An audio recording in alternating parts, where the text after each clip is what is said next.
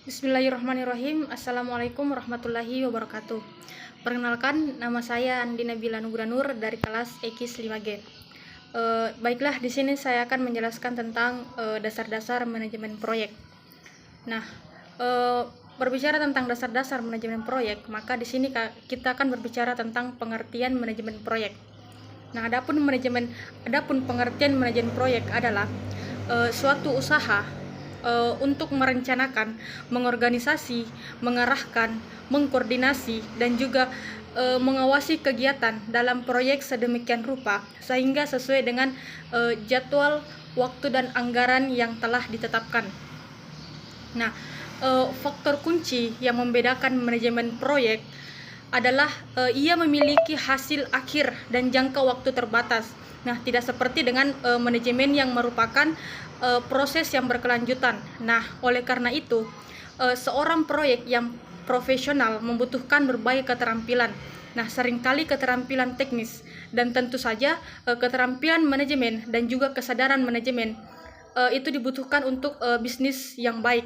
Nah, sedangkan pengertian dari proyek itu sendiri adalah suatu tugas yang dilakukan untuk mencapai tujuan yang direncanakan, yang dapat didefinisikan dalam hal untuk pencapaian.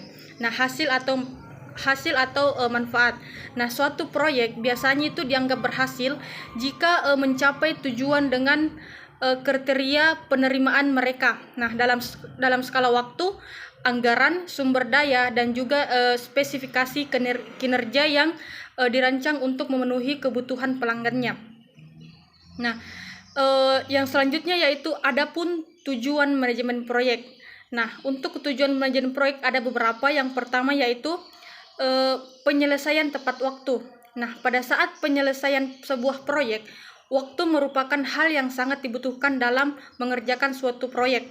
Nah, salah satu kunci keberhasilannya dalam menjalankan manajemen proyek adalah dengan memberikan keyakinan terhadap pelanggan terhadap waktu yang sudah ditentukan dalam menjalankan sebuah proyek.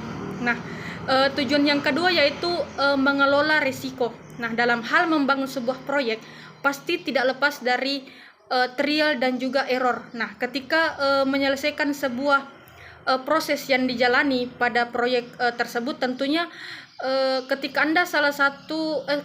Anda salah atau lalai dalam mengerjakannya, pastinya akan mengganggu setiap pekerjaan Anda. Namun dengan Anda melakukan manajemen proyek, apapun yang Anda alami, baik kesalahan ataupun kelalaian yang terjadi pada pekerjaan Anda, maka Anda akan dapat mengatasinya pada saat risiko itu terjadi. Nah, tujuan yang ketiga yaitu mengelola tim. Nah, ketika menjalankan sebuah proyek, kualitas sumber daya manusia sangatlah dibutuhkan dalam melaksanakan proyek tersebut.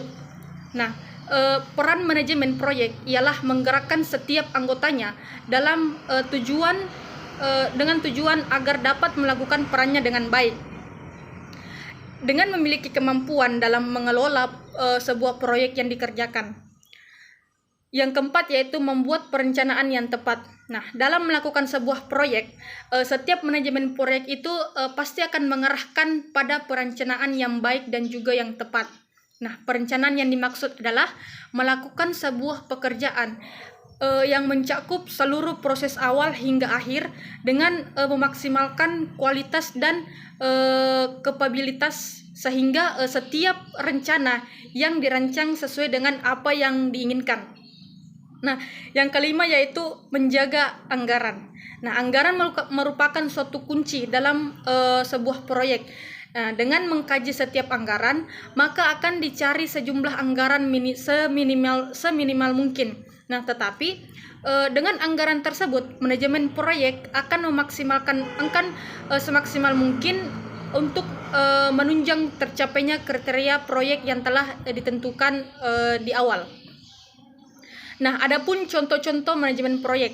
Nah, ada beberapa contoh yang terdapat dalam sebuah manajemen proyek, yaitu yang pertama, manajemen konstruksi. Nah, manajemen konstruksi adalah usaha yang dilakukan melalui proses manajemen yaitu perencanaan, yaitu melaksanakan dan mengendalikan terhadap kegiatan-kegiatan proyek dari awal sampai akhir dengan mengalokasikan sumber-sumber daya secara efektif dan juga efisien untuk mencapai suatu hasil yang memuaskan sesuai sasaran yang diinginkan. Yang kedua yaitu proyek penelitian. Nah, kegiatan utama dari proyek ini adalah melakukan penelitian dan pengembangan dalam rangka menghasilkan produk tertentu.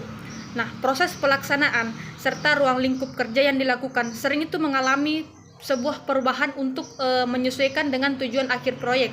Nah, tujuan proyek dapat berupa memperbaiki atau meningkatkan produk. Nah, pelayanan atau produk sistem produksi tersebut. Yang ketiga yaitu proyek produksi manufaktur.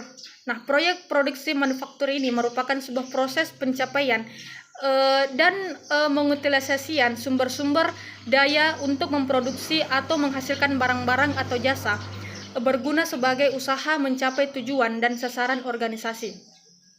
Nah, sasaran dari organisasi inilah antara lain untuk memperoleh tingkat keuntungan tertentu atau memaksimalisasi keuntungan, memberikan keuntungan untuk memberikan pelayanan dengan tingkat pelayanan yang baik. Nah, serta merupakan menjamin eksistensi dari organisasi tersebut. Nah, yang keempat yaitu proyek pelayanan manajemen.